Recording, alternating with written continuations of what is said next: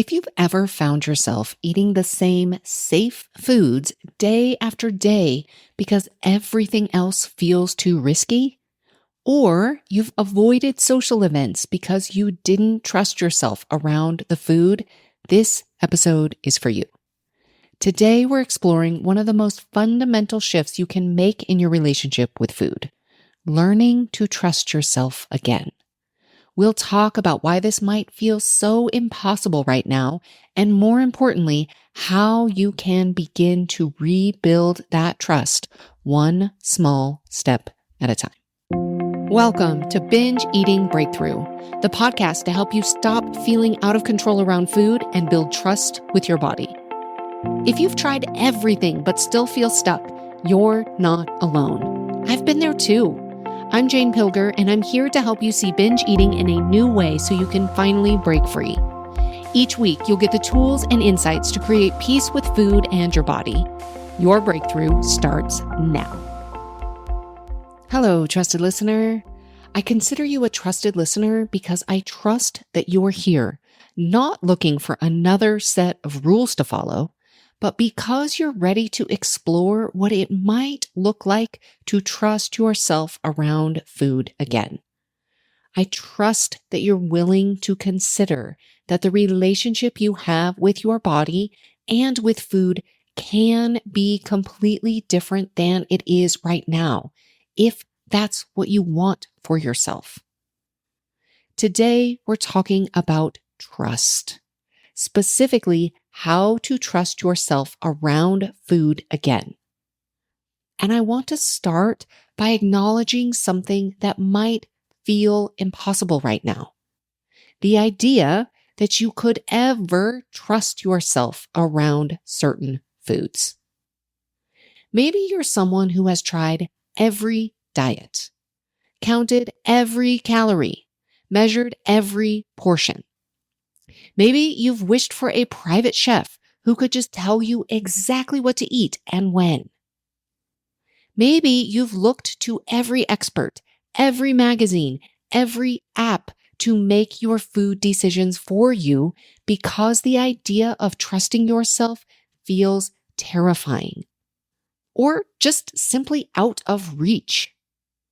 And if that is you, I understand. I was there too. I was absolutely convinced that I could not trust my body. I was looking to everyone and everything outside of myself to tell me what to do and how much to eat. I remember years ago getting Clean Eating magazine and seeing how many calories it recommended that I eat in a day, not taking into account any of the additional activity I was doing through my exercise and training. And once I started paying attention to that, I developed complicated spreadsheets to track how many calories I ate, how many I burned, and how many I had left for the day. But the irony is that I would only count calories on days that I stayed within my range. But whenever I would go over, I would just stop completely. I went to Overeaters Anonymous, where they had us counting servings. You got so many servings of protein, fruit, vegetables, carbs, and sweets in any given day. I used to dream of having a private chef who would cook for me and tell me exactly how much to eat. I most definitely did not trust myself to decide what, when, or how much to eat. And I did not trust myself to be around certain foods. I would avoid them. I would avoid going to places where those foods would be. I did not trust myself. And when I started reading about people who were so in tune with their bodies that they could just decide at any moment what they wanted and how much, I thought it would never be possible for me. But I longed for it. Now, here's what I want you to know. There was a time in your life when you did trust your body. Now, maybe it was when you were very young, before you learned to doubt or ignore your hunger signals, or before you absorbed messages about good and bad foods. And maybe it feels like a lifetime ago. But I want you to know that the capacity for trust is still within you. Now, here's the other thing that's important to know is when we talk about trust in the context of food, we're talking about two-way trust. It's not about you trusting your body only. It's also about your body trusting you. And here's what I've learned. Both sides of this trust can be rebuilt. And both sides are important for the trust that you are looking for to be maintained. First, it has to be cultivated, then it has to be maintained. So let me paint a picture of what two-way trust looks like. On one side, you trusting your body means believing that your body has wisdom about what it needs. It means trusting your hunger signals when they show up, trusting your fullness cues when they appear, and trusting that your body can guide you toward foods that will nourish and satisfy you. Now, this doesn't just happen right away, and it doesn't happen overnight. We're going to get into how this works, but ultimately, that's where we're going. That's the end goal. Now, on the other side, your body trusting you means your body believes that you will feed it regularly and adequately. It means your body doesn't have to send urgent, desperate hunger signals because it knows that food is coming. It means your body doesn't have to hold on to every calorie because it trusts that nourishment will be consistent. Now, when I was in my worst period of restriction and binging, neither side of this trust existed. I didn't trust my body because I was convinced it would lead me astray, that if I listened to it, I would eat everything in sight. And my body didn't trust me because I had a long history of restricting, of ignoring hunger, of starting diets that would take away the very foods that it enjoyed. And this lack of trust showed up in so many ways. I would ignore hunger for hours, telling myself I shouldn't need to eat yet. Then I would eat way past full because I wasn't sure when I would allow myself to eat again. I would avoid keeping certain foods in the house because I was convinced I could not control myself around them. And I lived in a constant state of vigilance around food, always trying to manage and control my eating from the outside. But here's what I want you to know and what I discovered for myself. You can rebuild this trust. It takes time. It takes patience, and it takes small incremental steps, but it is absolutely possible. So I decided that I wanted to create that trust for myself, and I just started trying to figure it out. And what I learned through experimentation was that first, I had to work on my relationship with hunger. I was scared of it. People who have the kind of relationship with food and their bodies that I really wanted for myself aren't scared of hunger. So I had to start there, and I got really curious.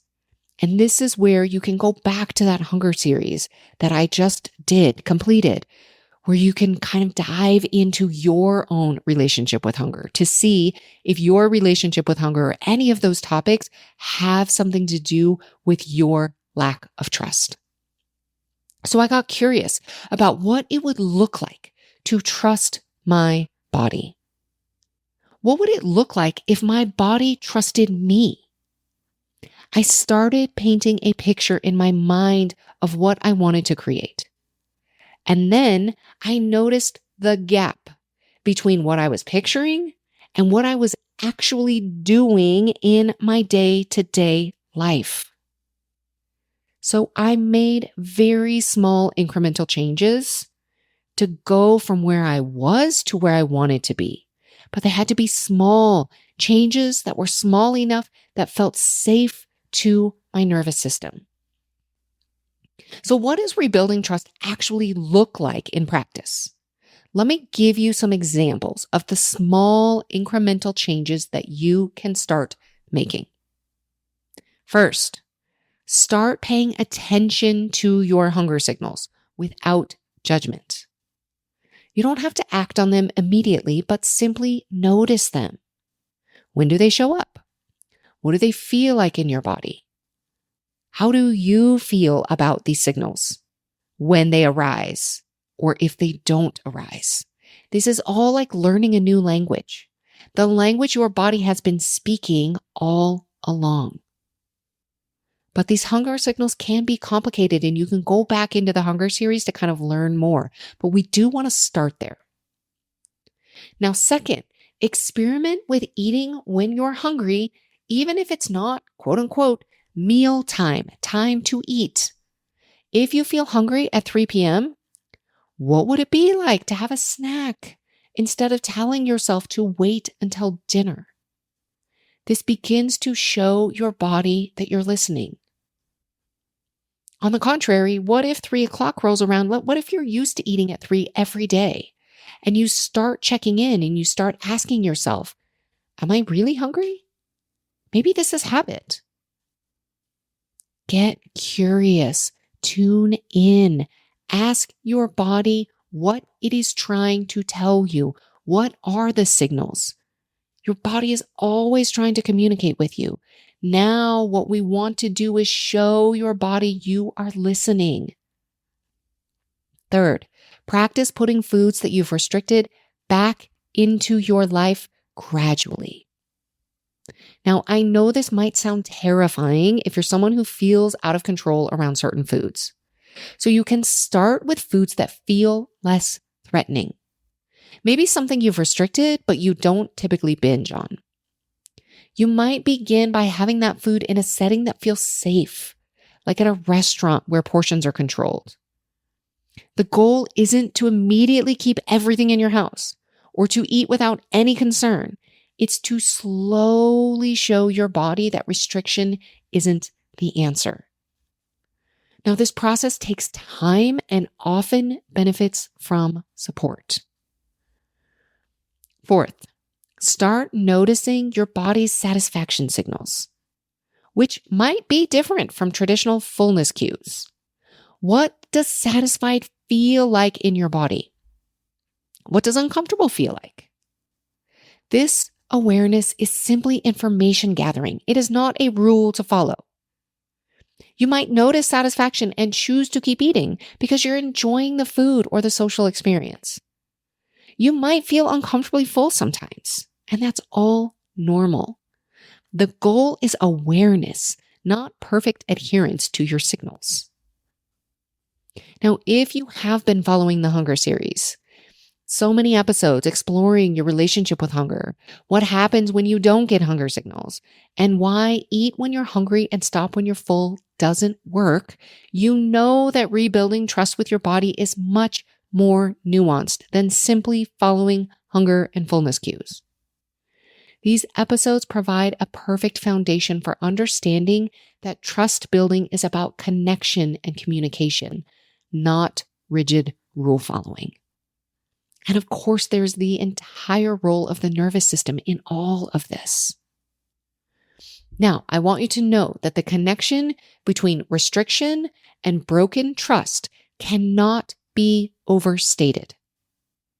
Every time we restrict, whether it's calories, food groups, meal timing, or amounts, we send a message to our body that we don't trust its signals. And our body responds by not trusting us either. Think about it.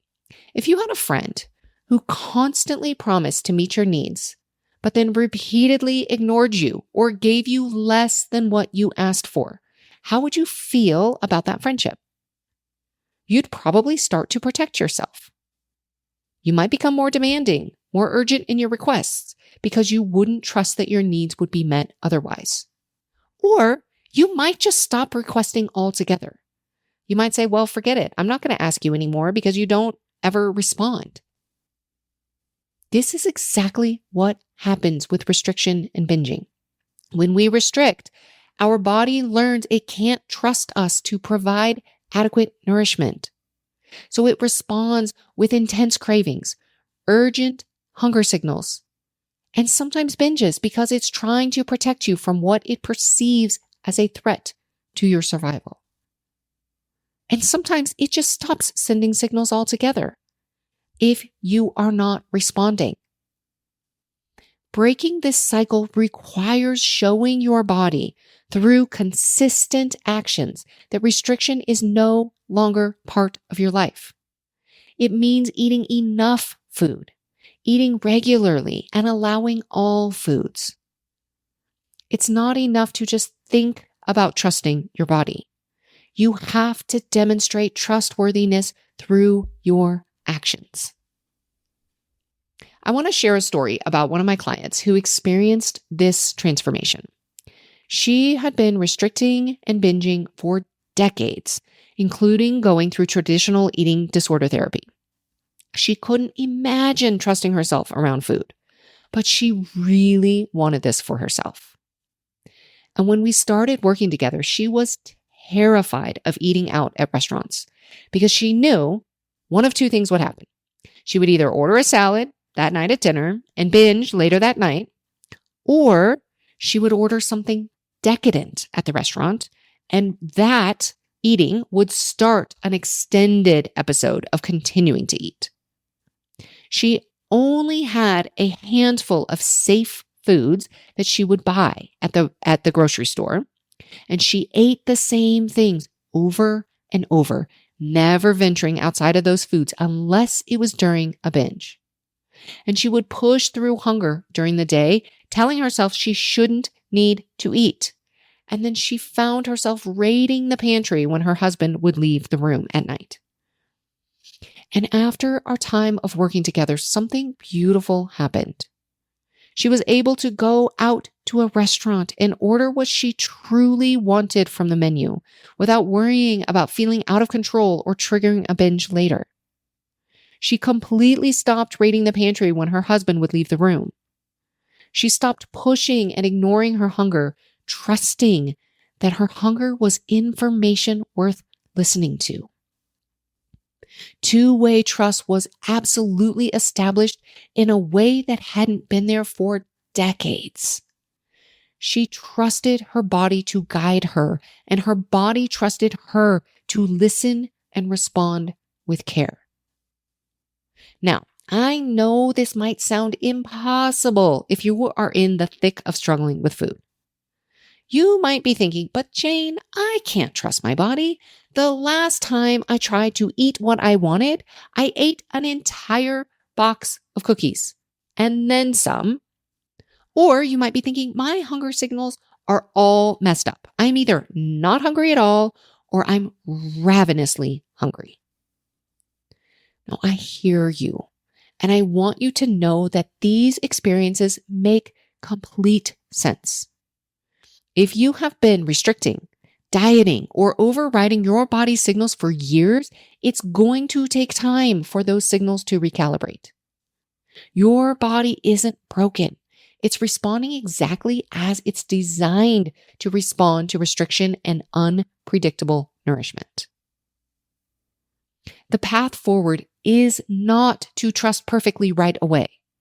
It's to start with small experiments in trust. So here's a question I want you to ask yourself. What would it look like to trust my body 5% more than I do right now? 5%. Heck, start with 1%. What would it look like to show my body that I am trustworthy in small ways? Maybe it's having a snack when you feel hungry instead of pushing through. Maybe it's keeping one forbidden food in your house and practicing having it there without eating it all at once. Maybe it's eating breakfast even when you don't feel hungry to show your body that consistent nourishment is coming. These small steps might not feel revolutionary in the moment, but they're laying the groundwork for the kind of trust that allows you to go to a restaurant and order what sounds good without fear. They're building the foundation for being able to keep any food in your house without anxiety. They're creating the possibility of eating when you're hungry and stopping when you're satisfied without having to think about it constantly. Now, I want to address something important. Rebuilding trust with your body doesn't mean that you will never overeat again.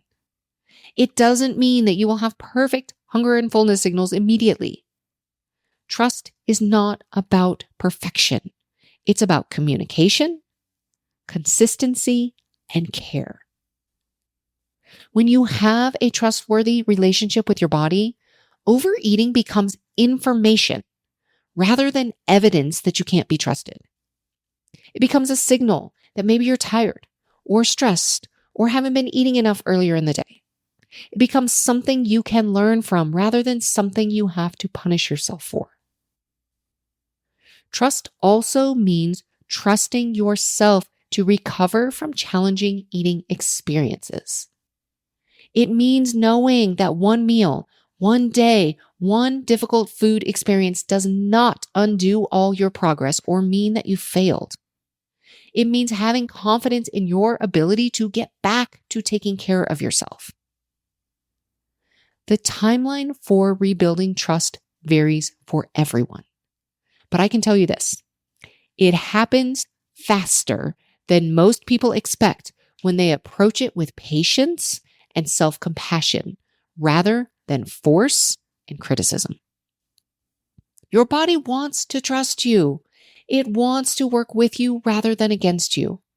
It has been trying to communicate with you all along through hunger, fullness, cravings, energy, and yes, even through binges.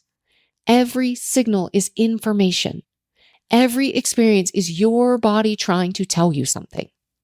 The question is, are you ready to start listening? This week, I invite you to choose one small way to begin rebuilding trust with your body. Maybe it's asking yourself what sounds good before a meal instead of automatically reaching for your usual choice.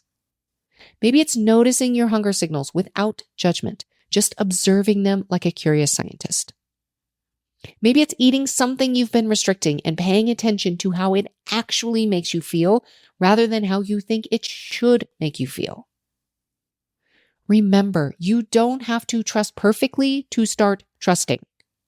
You don't have to have clear signals to begin honoring the signals you do have.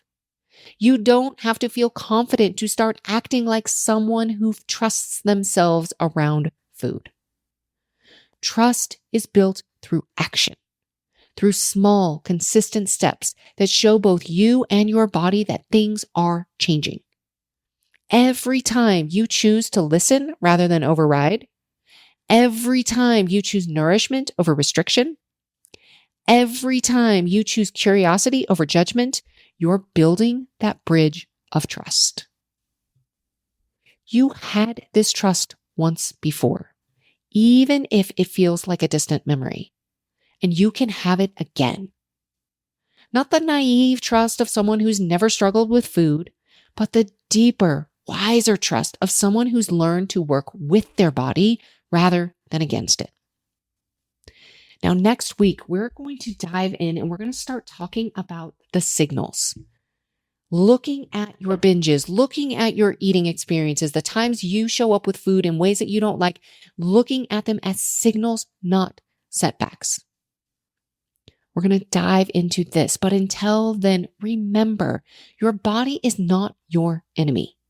It has been trying to take care of you all along, even when it doesn't feel that way.